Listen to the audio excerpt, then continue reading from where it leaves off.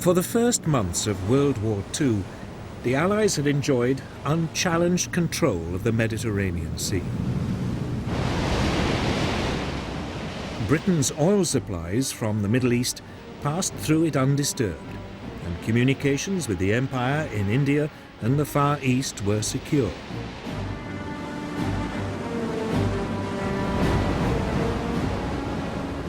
Italy's entry into the war changed all that. Its naval fleet was modern and well equipped. The Italians now concentrated their fire on the strategically crucial British-controlled island of Malta. The island was an important refueling base for British submarines and aircraft in the eastern Mediterranean. It had become the centre for Royal Navy attacks on Italian and German supply convoys to North Africa.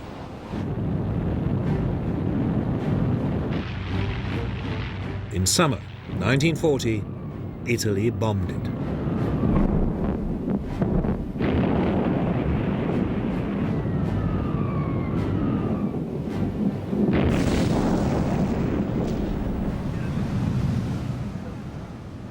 It was the beginning of a 2-year assault, which would inflict terrible suffering on the island's population.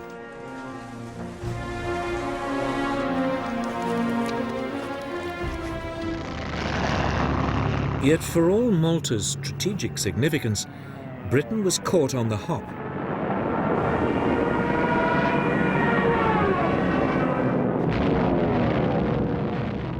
There were no fighter aircraft on the island to beat off the attacks.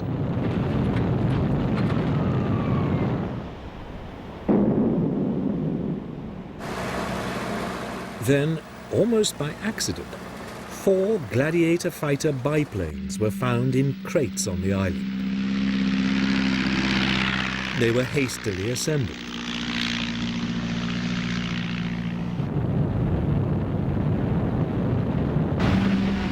The aircraft put up a fierce resistance.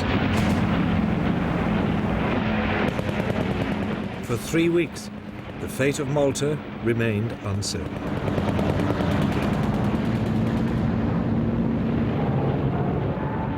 Then, finally, British fighter reinforcements arrived, and the Italian bombers were temporarily beaten off.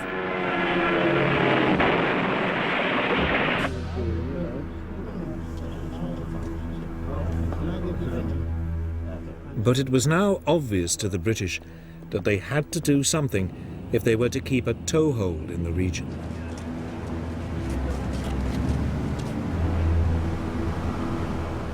That winter, Britain launched what it hoped would be a knockout blow against the Italian Navy.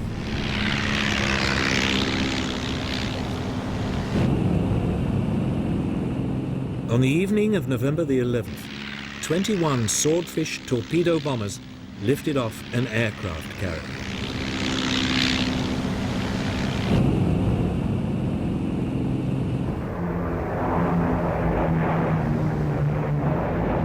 They swept in on the Italian fleet, anchored in its base at Taranto. The Italians hadn't expected it.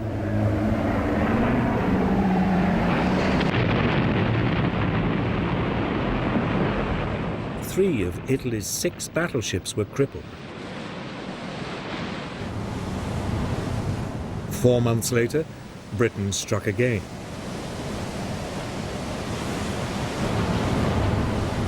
The Italian fleet was again caught off guard off the coast of Greece.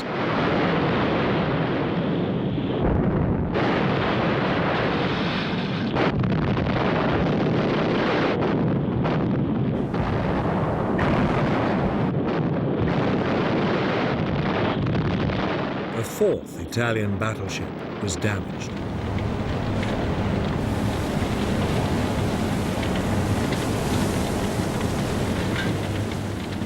Mussolini's challenge to the British Navy was finished.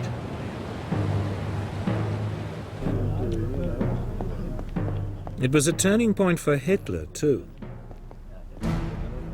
It was now clear that Italy could no longer be depended on to maintain control of the Mediterranean. It meant his supply lines to North Africa were at risk of being cut off. Germany decided to take a direct hand.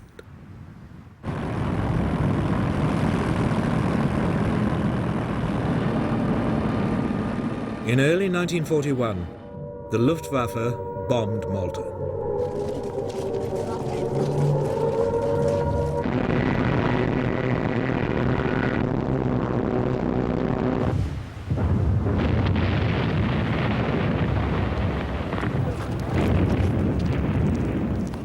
The island took another severe battering. The attacks continued, month after month.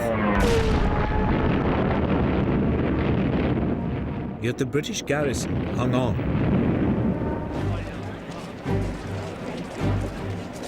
During an interlude in the German bombardment in autumn 1941, it even managed to step up its attacks on the Axis supply convoys to North Africa.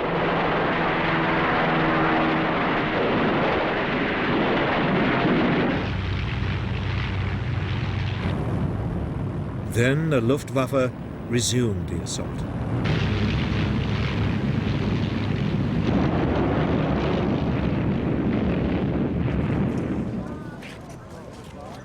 But despite the battering, the people of Malta held on.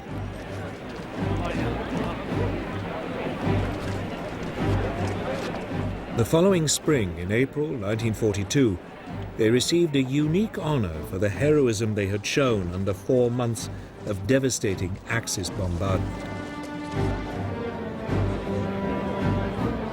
The island was awarded the George Cross, Britain's highest award for civilian courage.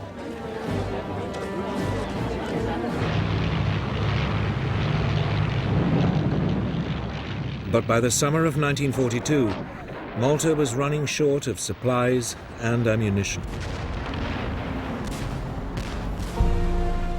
In mid-June, the British Navy sent convoys from Gibraltar and Egypt to relieve it.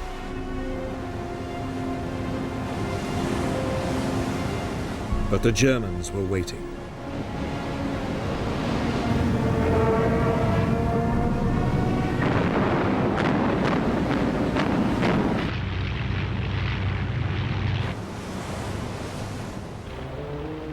Just 2 of the 17 ships got through. The situation on the island was getting desperate. It was time for some decisive action. In August, Britain launched Operation Pedestal, the biggest convoy ever sent to Malta. 14 merchant ships entered the Mediterranean through the Straits of Gibraltar. They were accompanied by a large naval escort.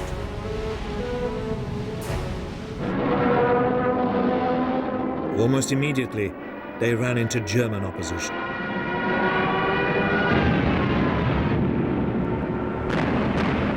For 3 days, there was a ferocious sea battle as Axis submarines and aircraft attempted to stop and sink the convoy.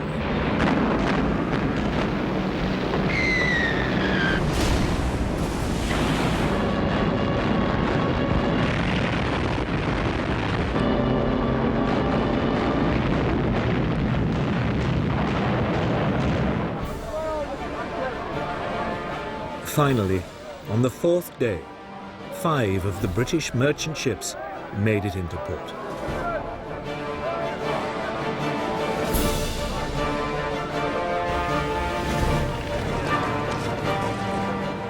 They brought with them just enough supplies to keep the island going. Malta had been rescued. It meant the Allies could continue to harass the Axis supply lines to North Africa. It was a strategic advantage that was about to prove crucial to the future of what would happen in North Africa.